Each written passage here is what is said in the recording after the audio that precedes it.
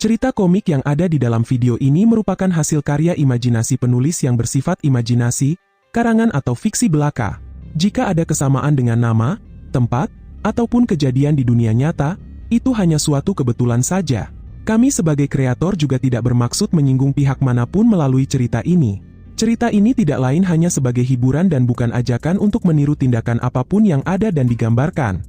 Penonton dilarang meniru tindakan yang tidak baik dan bisa membedakan antara cerita berdasarkan kenyataan dan cerita berdasarkan imajinasi atau fiksi. Hari ini kita lanjutkan cerita Indo dulu sambil nunggu komik yang lain dirilis episode barunya. Cerita berlanjut ketika Indo meminta bayaran kepada para pemain jika mereka ingin mendapatkan pertolongan, tapi Indo tidak memaksa mereka, yang itu artinya Indo akan bergerak sendiri tanpa peduliin mereka. Mereka protes karena merasa tidak memiliki uang sebanyak itu.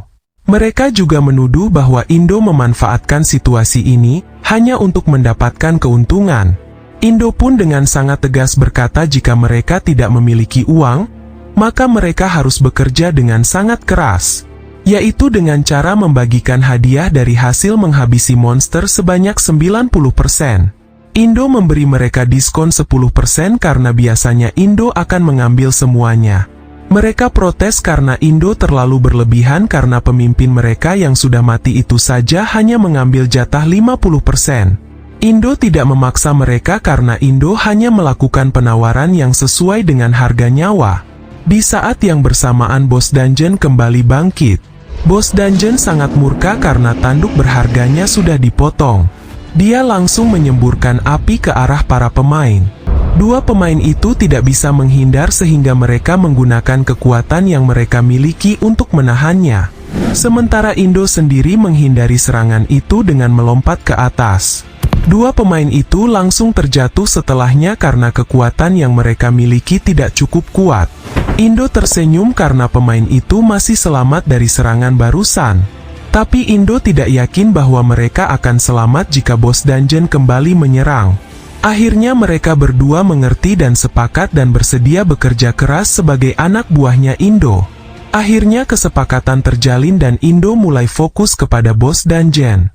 Indo berkata, "Sudah lama sejak terakhir kali aku menghabisimu."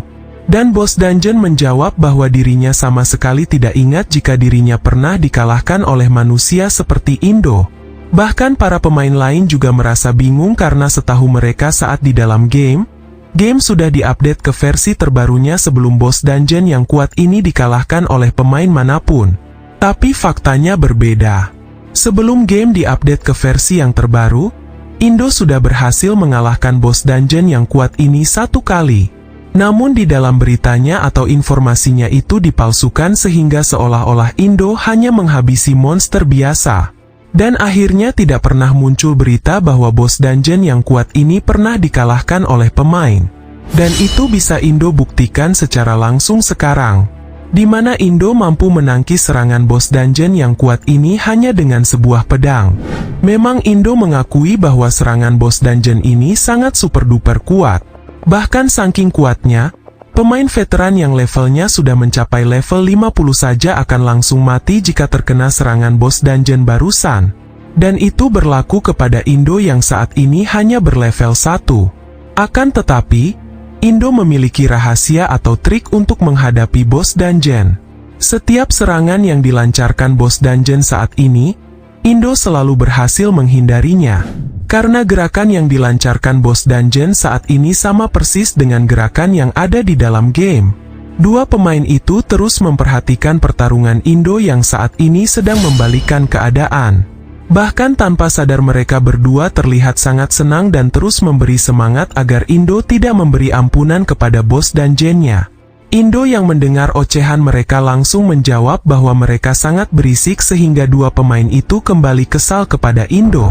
Waktu terus berlalu dan pertempuran masih berjalan cukup sengit. Bos Dungeon itu mengakui bahwa kemampuan Indo dalam menghindari serangannya sangat hebat. Tapi Bos Dungeon juga cukup yakin bahwa sebentar lagi Indo akan kalah di tangannya. Bos Dungeon itu berhasil menyudutkan Indo hingga ke bagian tepi dinding. Alasannya, agar Indo tidak lagi bisa menghindari serangannya. Sebelum melancarkan serangannya, Bos dungeon memberi kesempatan kepada Indo untuk mengucapkan kata-kata terakhirnya. Akhirnya Indo pun berkata, "Bahkan seranganmu saja tidak ada yang berhasil mengenaiku saat ini." Ucapan Indo langsung membuat bos dungeon sangat murka sampai ke ubun-ubunnya. Bos dungeon mulai mengerahkan kekuatan penuhnya pada serangan semburan apinya. Bahkan saking kuatnya, hawa panasnya bisa dirasakan oleh dua pemain itu. Api itu disebut sebagai api hitam yang bisa membakar segalanya. Api yang cukup mematikan karena bisa mencakup area yang sangat luas dan bisa menghabisi pemain yang memiliki level 99. Dengan kata lain, ini adalah serangan terkuat sekaligus usaha terakhir dari bos dungeon untuk menghabisi lawannya. Tapi hal ini sama sekali tidak mengejutkan Indo. Bahkan Indo menunggu momen yang seperti ini datang. Indo mulai mengaktifkan kemampuan pemula yang dia miliki, dan mengaktifkan peningkatan kekuatan sebesar 50%. Setelah itu dia melesat dengan kecepatan sangat tinggi. Dijelaskan bahwa kemampuan api hitam milik bos dungeon sangat kuat sekali. Akan tetapi hal itu sekaligus kelemahannya karena di saat bos dungeon sedang mengerahkan api hitam, maka pertahanan yang dia miliki adalah nol. Indo melesat hingga ke langit-langit dinding itu untuk menciptakan momentum gaya dorong yang sangat kuat. Indo sudah tahu bagian mana yang harus dia incar. Targetnya adalah bagian mulut dari bos dungeon. Indo menghentakkan kakinya dan meluncur ke bawah sambil menghunuskan pedangnya. Dia mendarat sangat keras, tepat di atas mulut bos dungeon. Indo tahu bahwa ketika api hitam sudah diaktifkan, maka hal itu tidak akan bisa dihentikan. Dengan menutup mulut bos dungeonnya, maka api hitam itu akan membakar tubuh bos dungeon dari dalam. Bahkan bos dungeon sendiri tidak akan bisa menahan serangan api hitam yang dia keluarkan sendiri dari mulutnya. Dan ucapan terbaik yang bisa Indo ucapkan untuk bos dungeon adalah selamat tinggal. Indo berhasil mengalahkan bos dungeon tanpa tergores sama sekali.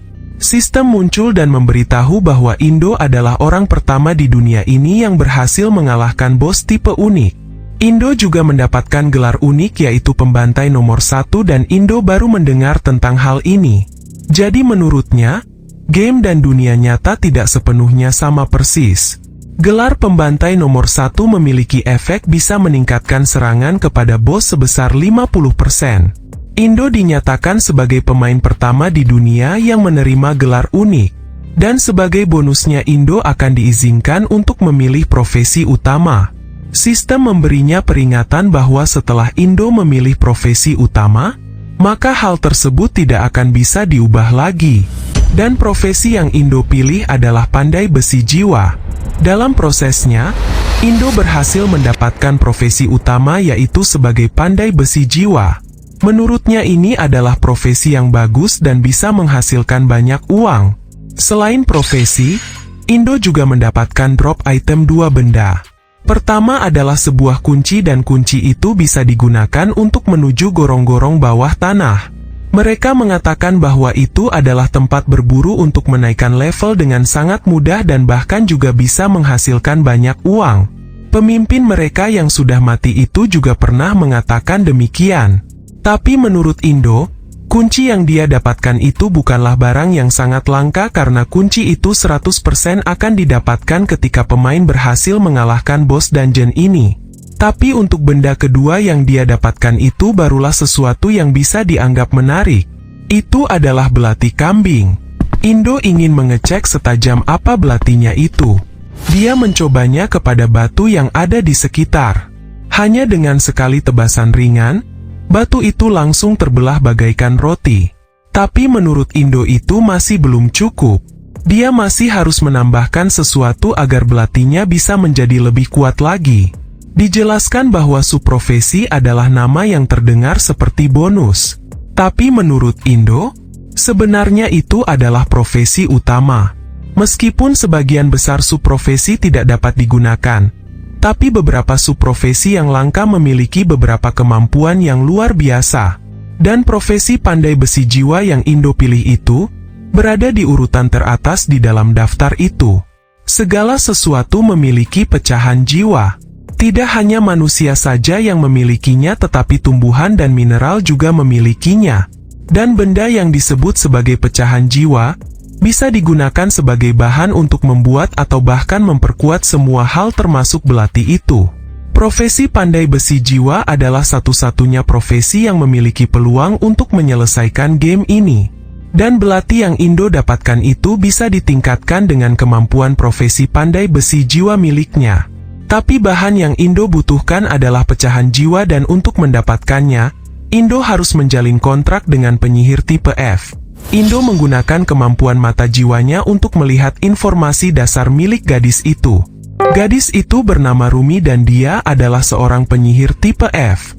Untuk mendapatkan ekstrak pecahan jiwa, Indo harus menjalin kontrak apapun dengan Rumi. Dalam proses ekstraknya nanti tidak akan ada efek sampingnya. Sebelumnya Indo sudah membuat kontrak dengan mereka mengenai pembagian hasil sebesar 90%. Jadi sekarang Indo harus membuat kontrak baru dengan mereka, khususnya adalah dengan Rumi. Indo menggunakan kunci itu untuk membuat kontrak baru. Indo mengajak mereka berdua untuk farming menggunakan kunci itu dan sebagai balas budi mereka, Indo memberi sebuah kontrak atau perjanjian kepada mereka. Kontraknya adalah, mereka berdua harus memberikan semua drop item yang ada di daftar yang sudah Indo buat. Dan benda yang tidak ada di dalam daftar, mereka berdua bisa memilikinya. Mereka berdua menerima kontrak itu dengan senang hati karena menurut mereka, hal itu masih menguntungkan mereka. Pada akhirnya syarat terpenuhi setelah Rumi menjalin kontrak ini. Dan Indo mendapatkan sebuah ekstrak jiwa penyihir tipe F. Bahan yang dibutuhkan sudah ada dan Indo langsung menggunakan bahan itu dengan kemampuan pandai besi jiwanya untuk meningkatkan belatinya. Singkatnya dia berhasil meningkatkan belatinya. Sekarang daya serang belati itu meningkat sangat tajam dan bahkan sudah dilengkapi dengan skill tebasan jiwa. Karena penasaran, Indo bergegas mencoba skill tebasan jiwa. Satu kali ayunan belatinya langsung membuat efek hantaman dan menimbulkan daya hancur yang sangat besar.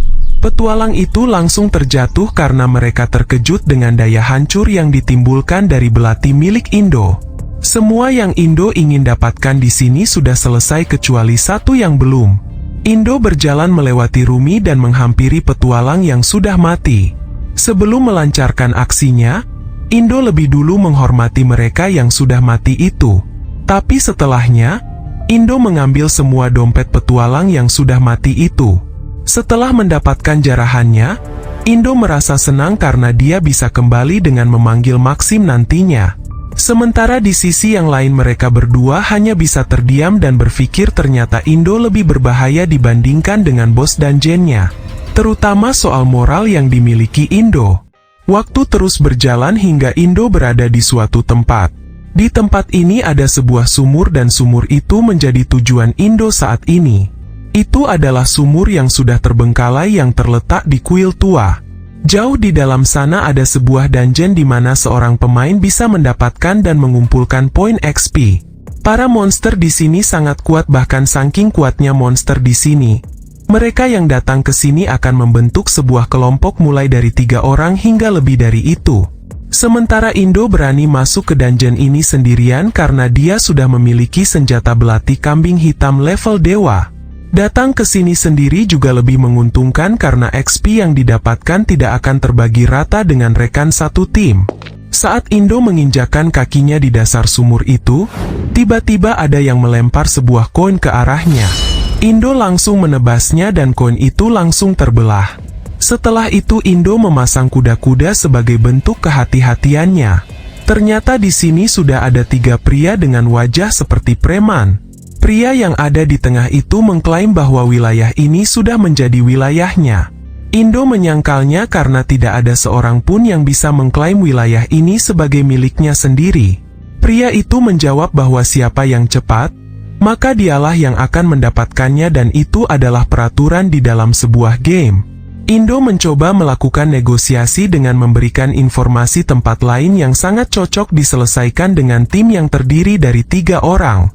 Tapi pria itu menolaknya dengan alasan bahwa mereka sangat menyukai dan merasa lebih nyaman di tempat ini. Tapi mereka bersedia meminjamkan tempat ini jika Indo bisa membayar mereka dengan sejumlah uang. Indo akhirnya paham bahwa mereka hanya menjadikan tempat ini sebagai bisnis yang bisa menghasilkan. Indo bertanya berapa harga yang harus dirinya bayar. Mereka menjawab 5 juta untuk waktu 1 jam dan menurut mereka, Indo tetap akan mendapatkan keuntungan jika berhasil mengalahkan monster yang ada di bagian paling dalam. Pada akhirnya kesepakatan tercapai. Indo membayar sejumlah uang seperti yang mereka minta. Mereka langsung menghitung waktunya ketika mereka menerima uang itu. Singkatnya Indo sudah masuk ke dalam dungeon yang bernama Gua Serigala ini. Tidak lama setelahnya Indo langsung disergap oleh kawanan serigala putih. Meski bulu mereka putih tapi nama mereka adalah Serigala Intan. Mereka adalah monster dengan level menengah yang sangat cocok untuk dijadikan sebagai ladang uang. Dan gua ini adalah satu-satunya tempat di mana serigala itu muncul secara berkelompok. Dalam benak Indo, jika dirinya menggunakan skill tebasan jiwa, maka kawanan serigala itu akan musnah dalam sekejap. Tapi untuk berjaga-jaga jika ada hal buruk yang terjadi, Indo memilih untuk menghemat kekuatannya lebih dulu. Singkatnya kawanan serigala mulai bergerak. Indo memilih untuk menghabisi mereka satu persatu dengan tebasan normalnya. Hingga pada akhirnya kawanan serigala berhasil dia bereskan. Di sela-sela waktu istirahatnya dia mengisi perutnya dengan minuman energi kesukaannya. Tapi tanpa disangka-sangka muncul seseorang yang melesat dengan kecepatan tinggi untuk menyerang Indo. Indo langsung bergerak cepat untuk menghindarinya. Dan Indo melancarkan serangan balik tetapi pria itu masih bisa menghindar. Dalam benak Indo, gerakan bisa menghindar yang bagus seperti itu menandakan bahwa pria itu sudah memiliki pengalaman bertarung yang tinggi.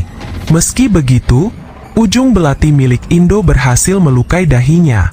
Mereka sudah merencanakan ini sejak awal untuk menghabisi Indo saat Indo lengah. Tidak lama setelahnya 2 orang lainnya datang. Tapi Indo sedikit menyadari tentang niat mereka sehingga Indo tidak lagi merasa terkejut. Pria besar itu memiliki senjata knuckle yang bisa meningkatkan daya serang pukulannya. Pria kurus itu membawa pedang getaran per menit untuk memotong sesuatu. Jika tidak tahu cara mengatasinya, maka seseorang bisa langsung pindah alam dalam sekejap. Dan pemimpin mereka itu memiliki sebuah cincin yang sangat merepotkan. Cincin itu bisa menimbulkan ledakan kecil dari sebuah koin. Dan Indo sudah tahu cara untuk menghadapinya. Indo berkata bahwa dirinya tidak masalah jika ada 10 atau bahkan 100 penjahat level 3 seperti mereka yang datang untuk menyerangnya. Bahkan di mata Indo, mereka bertiga tidak lebih hanya sekedar 100 rupiah saja. Pria itu terprovokasi dengan ucapan Indo dan langsung meledakkan koin-koinnya. Setelah itu dia menyuruh anak buahnya untuk maju. Pria besar itu datang lebih dulu dan mendaratkan pukulannya. Setelah itu disusul oleh pria kurus yang sudah ada di belakangnya. Mereka menyerang Indo secara bersamaan dan Indo berhasil menghempaskan mereka berdua. Dan pemimpin mereka sudah bersiap melancarkan ledakan.